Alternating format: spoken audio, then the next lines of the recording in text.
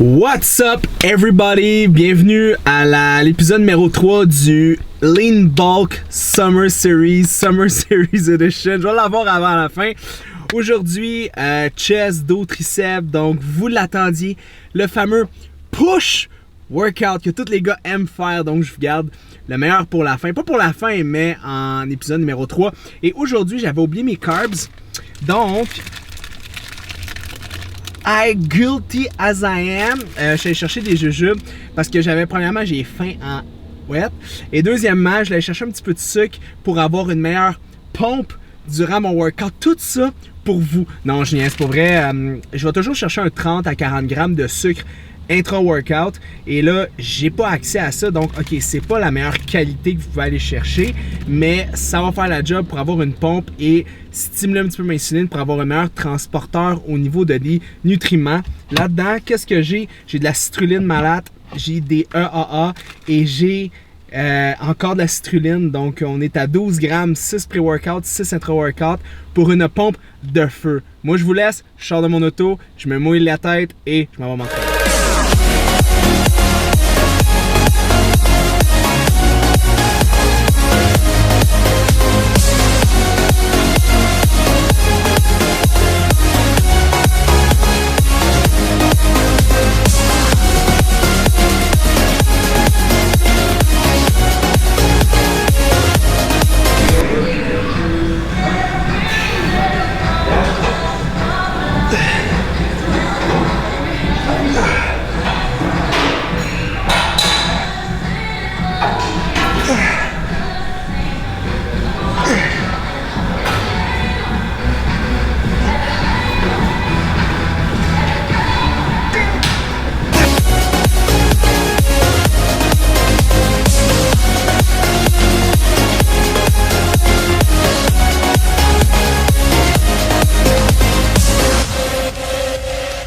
Alright, donc gros entraînement intense aujourd'hui. On a commencé par une activation au niveau des pecs.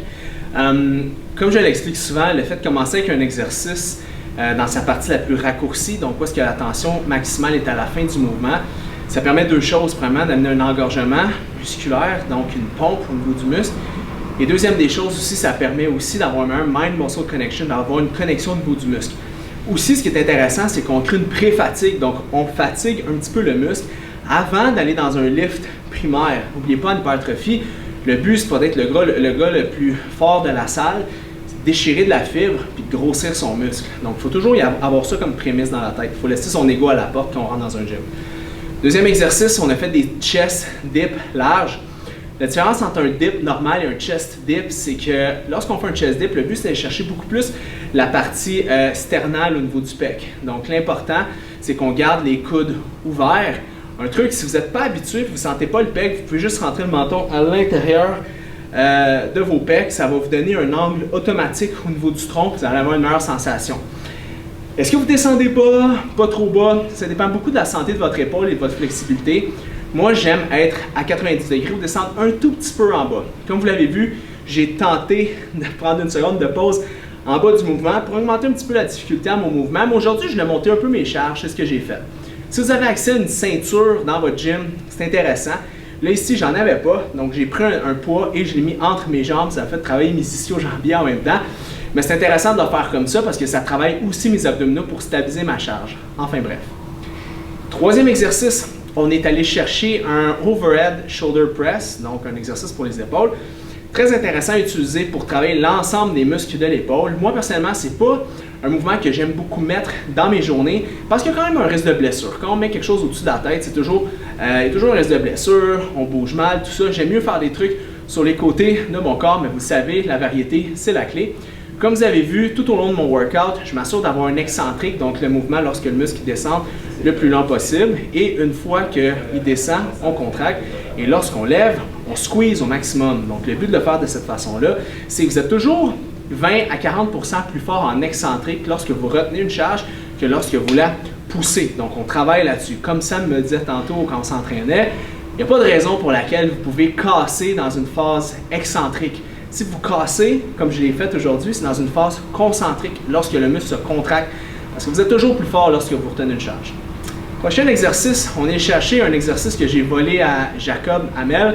Donc, c'est un prone, je ne me rappelle plus du nom en fait, mais vous vous couchez sur un banc à 30 degrés, vous mettez une poulie basse, vous croisez les deux poulies et vous levez sur les côtés. De cette façon-là, vous allez chercher le deltoïde médiane et ça me permet d'être très stable. Le problème souvent lorsqu'on fait des épaules, c'est qu'on est instable. On est dans les airs, on bouge le tronc, donc c'est plus difficile parce qu'on n'a pas la bonne stabilité. Le fait d'avoir un banc qui est penché, vous êtes super stable et comme on le dit souvent, tu ne peux pas tirer du canon si ton canon est dans un canot. Donc, il faut que tu aies une surface qui est stable si tu veux développer un maximum de force durant le mouvement. Et par la suite, on est allé chercher un triceps push-down en X. Donc, on croise, comme on croise les épées, on croise les câbles et on pousse vers le bas. Un truc pour avoir l'angle parfait, il faut toujours que la corde de la poulie soit en ligne avec le armpit, donc vraiment l'intérieur du bras. Donc, vous assurez, vous regardez votre câble, là, vous assurez que le bras est dans la ligne et vous le poussez de façon dynamique. Et n'ayez pas peur de bloquer le coude à la fin, il n'y aura pas de risque de déchirure de tendon. Lorsque vous faites ce mouvement-là, un truc, faites un lat spread, donc ouvrez les lattes au maximum, une espèce de position de gars de gym comme ça. Pourquoi? Parce que ça va stabiliser votre ceinture scapulaire et ça permet d'être immobile, d'être stable. Donc vous venez stabiliser votre ceinture scapulaire, vous prenez vos deux câbles et vous venez vraiment pousser vers le bas. De cette façon-là, ça va permettre d'avoir une bonne stabilité et de développer un maximum de force. Et vous pouvez finir relax comme ça dans une salle de cardiovasculaire, faire un petit peu de vélo, relax, récupérer et profiter de la vie. Par la suite, je vais manger un bol de céréales sans gluten, du lait d'amande non sucré, 2 scoops de protéines et l'objectif, c'est de prendre la masse musculaire. Beaucoup de gens me demandent, Félix, on aimerait que tu fasses une vidéo sur comment prendre du muscle au niveau des calories. Ça sera dans un prochain vidéo du Lean Bulk Series Summer Edition. Ciao guys!